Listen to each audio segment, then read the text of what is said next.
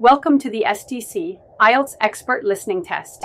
This test is your opportunity to showcase your understanding of English across various contexts. You'll navigate through 4 sections, each filled with 10 questions. Remember, you'll only hear each recording once, so stay sharp and focused. As you listen, jot down your answers in the question booklet. After the audio finishes, you'll have a crucial 10 minutes to transfer your answers to the answer sheet. Let's dive into Section 1. Section 1. You will hear a telephone conversation between a man who is looking for a part-time job for his son and the manager of a garden centre. First, you have some time to look at questions 1 to 6 on page 2.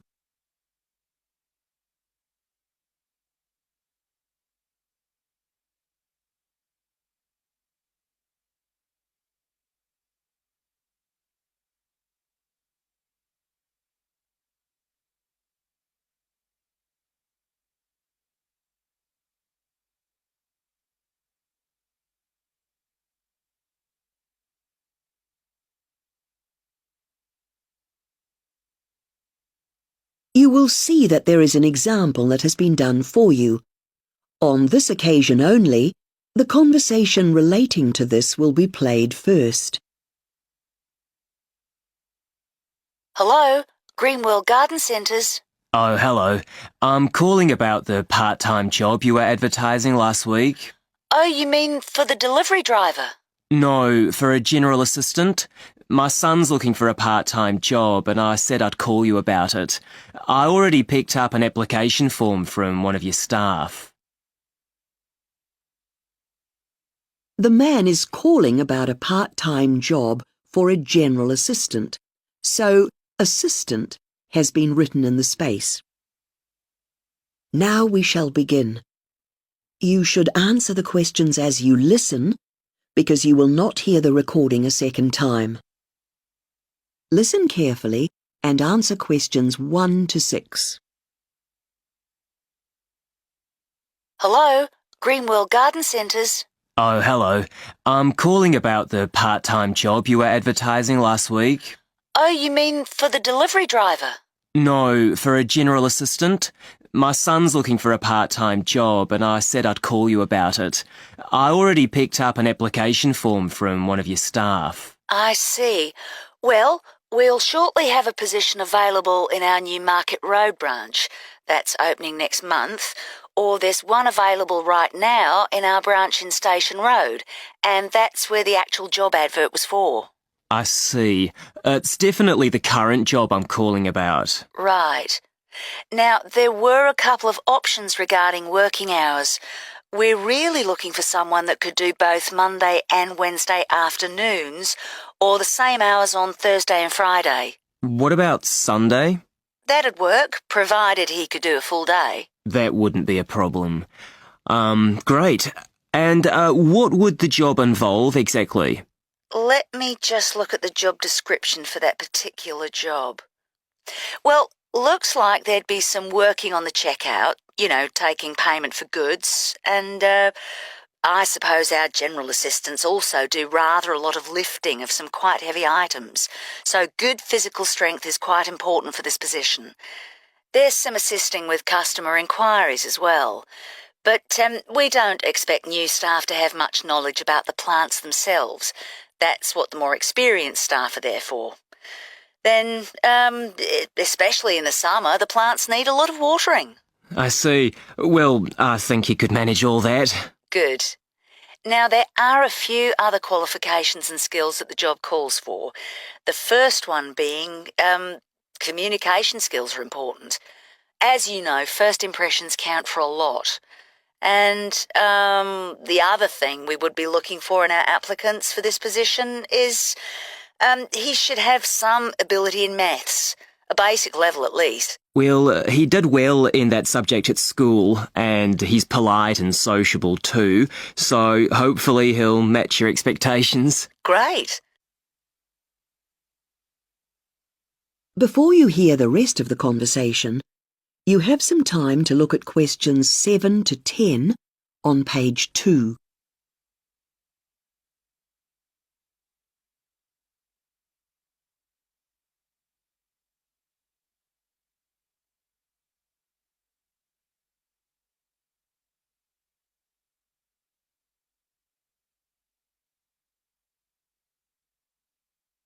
Now listen and answer questions 7 to 10. So, am I right in thinking he's still at high school? He's about to finish for the summer break, so he could come for an interview this week if that's convenient. How about Wednesday, say about 10 a.m? I'm afraid that's the morning of his last exam. Could we make it later instead, perhaps at 2:30? 5 would be better for us. OK, that's fine. So, his name is... It's Liam Avery. OK, got that. So, Liam will be having the interview with me. My name's Maria Rapana. R-A-P for Peter, A-N-A. On Tuesday, Liam needs to ring me on my direct line to confirm that he's coming, and that's 021 303 8874. OK. Oh, just one more thing. I need to see Liam's passport at the interview just to see that he's eligible to work in this country. Sure, I'll tell him. Thanks for your time. Thanks for calling. That is the end of section 1. You now have half a minute to check your answers. Now turn to section 2 on page 3.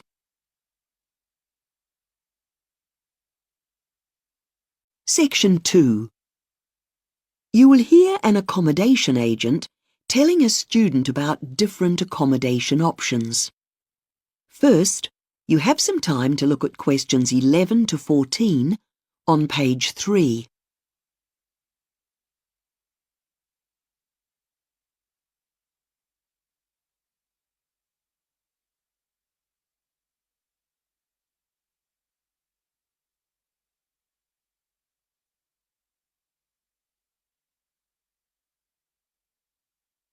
Now listen carefully and answer questions 11 to 14. Hello, can I help? Yes, I'm looking for accommodation. I'm a student in my second year at the college, and I wanted to rent something from September for myself and a friend. Well, we've got several choices at the moment. Near the college, we've got a flat, a house, or there's a student hostel, all at about the same rent. But of course, they all have different features and different things included in the rent. The properties don't all have gardens, I'm afraid. The house is quite small, not much space around it. It has got a bit of space at the back, but I wouldn't call it a garden. Mm-hmm. The hostel is part of a city development, so there's no space for a garden. But the flat has a communal garden that is shared by all the tenants. I would say that that's very good value for the price. Have you got a car? Yes. There are garages round the corner from the house. But you have to rent those separately and they might not be available. Oh. But each flat is allotted a garage in the grounds as part of the deal. The hostel doesn't have the space, I'm afraid. Mm-hmm. I guess you might also want to know about security as well. The house is the only one which is alarmed. The flats and the hostel are accessed through a main door which has an intercom for visitors, so they're quite safe. Now, they're all furnished. Mm-hmm. The stuff in the flat's quite modern looking, which most people like, and it's in quite good condition, considering the use it's had. All the furniture and fittings in the house have just been replaced after the last tenants left, so they'll be in excellent condition. And the furniture in the hostel is okay. It's about what you'd expect, really. Before you hear the rest of the conversation, you have some time to look at questions 15 to 20 on page 4.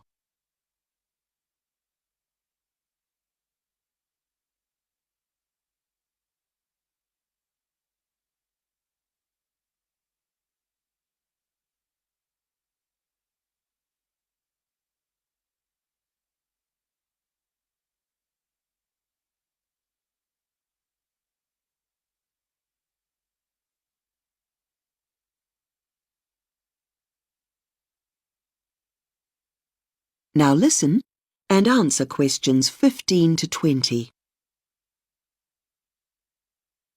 Well, I think I'd better go and look at them all. Where are they?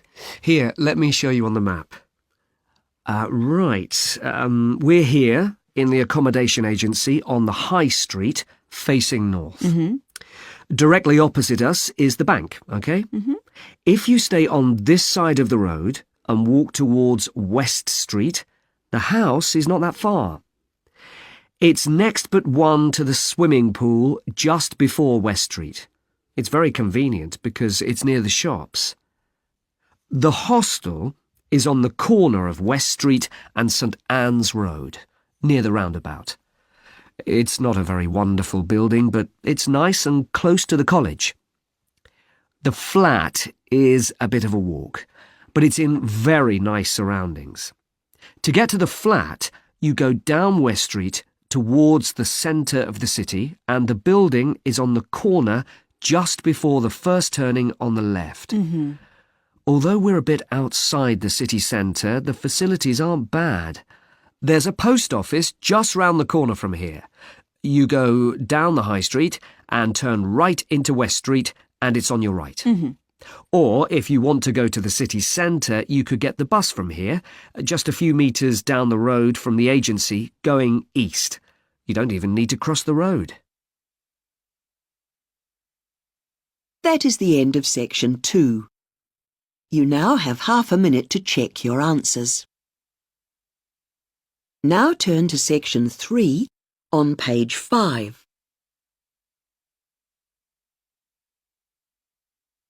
Section 3. You will hear 2 law students called Eleanor and Jamie discussing their work on whether the evidence given by people who witness crimes is reliable. First, you have some time to look at questions 21 to 26 on page 5.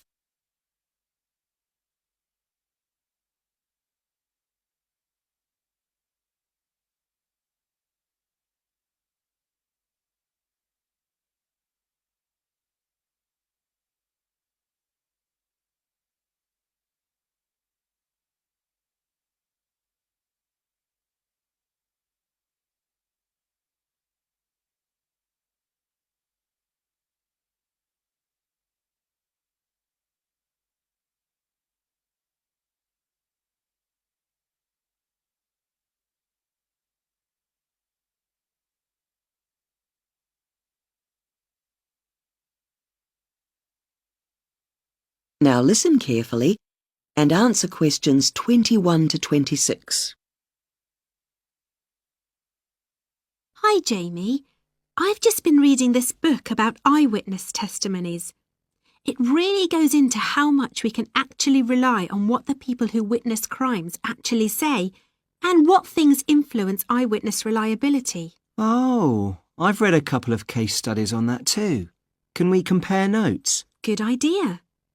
It's fascinating to learn that eyewitness identification is such compelling evidence in both civil and criminal trials. You mean if a witness says something, generally they're believed? And reading between the lines, I'd say that when a witness gives evidence in a very self-assured way, everyone takes them at their word. Whether they're a doctor who speaks with an assumed authority or the average person in the street, it doesn't seem to matter as much as their manner. Right. So is that textbook worth reading? Yes, it's a good book, divided into user-friendly sections. It refers to case studies and the conclusions are clearly underlined. But actually, some of the cases are more than 10 years old now. Well, it's the same problem with the survey reports our tutor gave us. But at least they draw on a representative sample. That's good. All the books point out that eyewitness statements are very often unreliable. But there can be good reasons for that, like an incident may happen at night in the dark. Or it happened some way away. But it's the fact that it can happen in just a split second that makes the witness's account so unreliable. That point's made very strongly in what I've read too. Yeah. Have you read anything about photo identifications? Yes, about the procedure and the reliability of witnesses looking at photos of different people and picking out the suspect. The case studies all clearly show how easy it is to sway a witness's choice of photo, even just by the flicker of an eye. But steps have been taken now to avoid this happening. And are the witnesses told exactly what they have to do? Mostly. But the trouble is, most people focus on the photos and choose the most likely suspect from the bunch and forget about the actual incident and who they saw at the time. And I read something about a naive observer. Do you know what that is? Is it a witness who's never been in a court before? Oh, I understood it to mean someone who's had nothing to do with the event, and they're asked to look at the photos and pick out the potential suspect. That figures. Then they can see if the photos are a good set and make sure one person doesn't stand out. Another thing I read was that witnesses don't like to change their minds once they've made a particular statement. I thought people might worry about the fact that they told a lie in court and think they might be punished in some way. But it's simply that they're afraid of seeming unintelligent or lightweight. Yeah, people are reluctant to lose face. Imagine if a case had been going on for weeks and you suddenly realised you'd got something wrong right at the beginning. Before you hear the rest of the discussion, you have some time to look at questions 27 to 30 on page 6.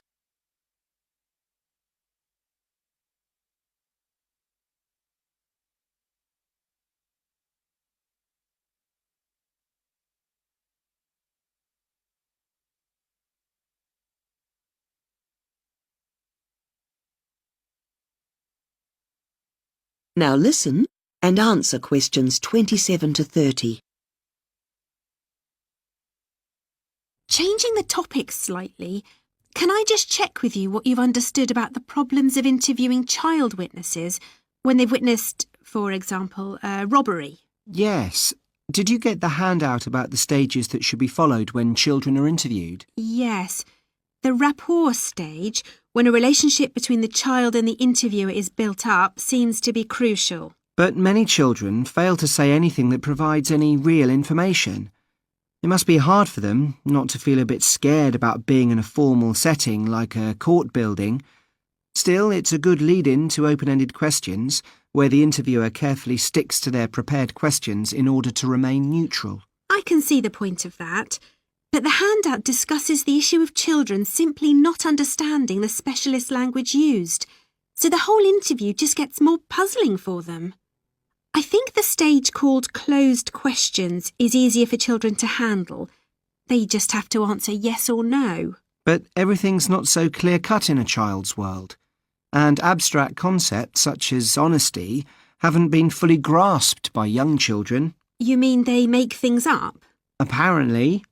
And in the final stage, closure, where the interviewer has to check anything that hasn't been made clear to them by repeating previous questions, children often become suspicious of the questioner. It must require lots of training to be able to interview children successfully. Yes, I think. That is the end of section 3. You now have half a minute to check your answers. Now turn to section 4 on page 7.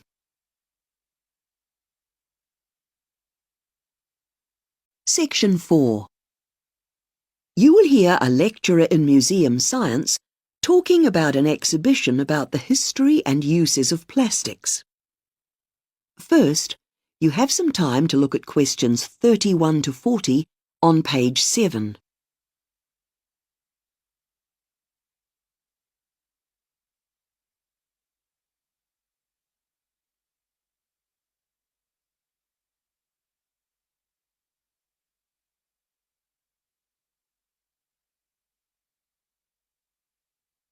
IELTS prediction.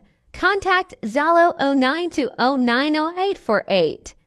Telegram IELTS_prediction9.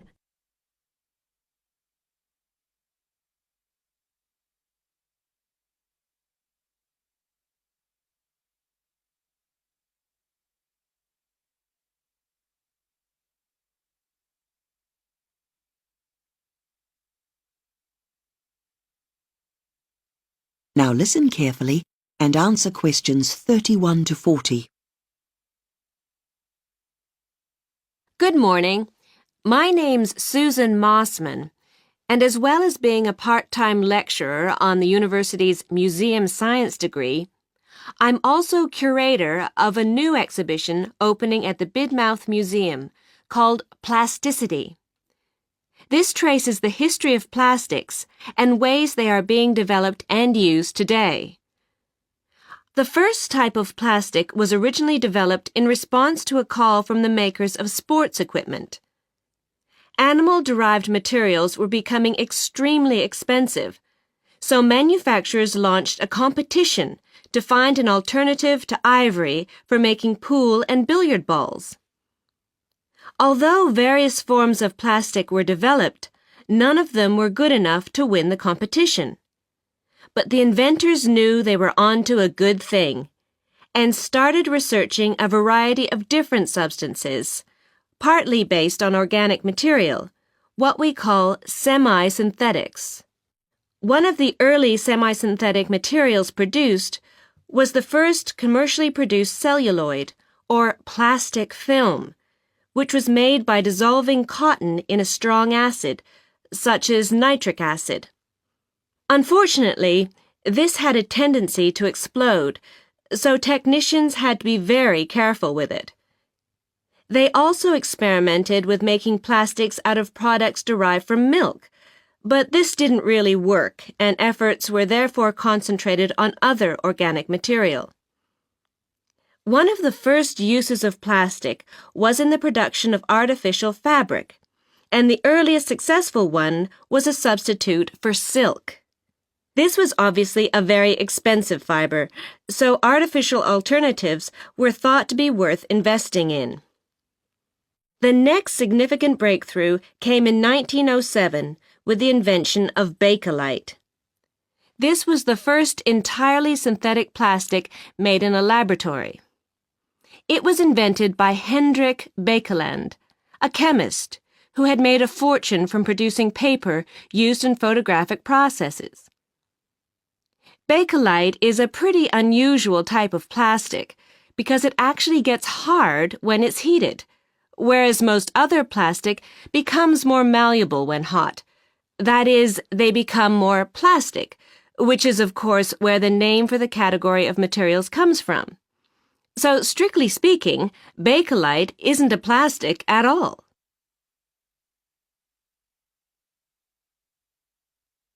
But now let's look at the exhibition itself. In it, we show a variety of semi-synthetic and totally synthetic plastics, some of them dating back 100 years. Some of the older plastics on display are unstable. This means that when they are in the process of degrading, they may produce gases which are acidic and which can cause neighboring objects in the display to disintegrate. We had to be very careful with these displays because there is one thing which causes plastic objects to degrade or break down, and that is light. So we've had to think of ways to get around this problem when setting up the objects on display. We have about 850 objects in the exhibition. One of our most interesting is a magnificent chandelier, a lamp designed to hang in the center of the ceiling of a big hall. It's only when you look carefully that you can see this is a wonderful example of recycling. It's made entirely of pens, ones which we use and throw away every day. A second exhibit, which is drawing a lot of attention, is a car made entirely from plastic, which is now in small-scale production in Japan. It's made of a semi-synthetic plastic using materials derived from wood, which is obtained from managed plantations, thereby further improving its environmental credentials. The advantage is that the vehicle is exceptionally lightweight, which means it runs on far less fuel than conventional cars, and can be adapted to run on different types. Finally, the most popular exhibit for children is... That is the end of section 4. You now have half a minute to check your answers.